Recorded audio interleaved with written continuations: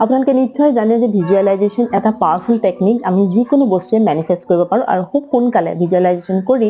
আমাৰ সন্মুখত সেই বস্তুটো আমাৰ ড্ৰিমটো আমাৰ ওচৰত পাব পাৰোঁ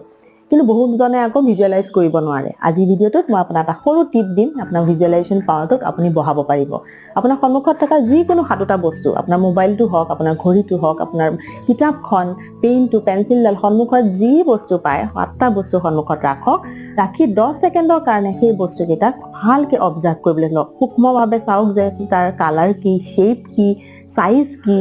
আৰু কিমান ভলিউম হয় সকলোখিনি বস্তু যিমান পাৰে সূক্ষ্মভাৱে অবজাৰ্ভ কৰিবলৈ লওক তাৰ পিছত 10 সেকেন্ড আপুনি চকু বন্ধ কৰি সাতটা বস্তুৰ বিষয়ে ইমাজিন কৰিবলৈ লওক ভাবক ভিজুৱেলাইজ কৰক সেই বস্তুকেইটা কেনে ধৰণৰ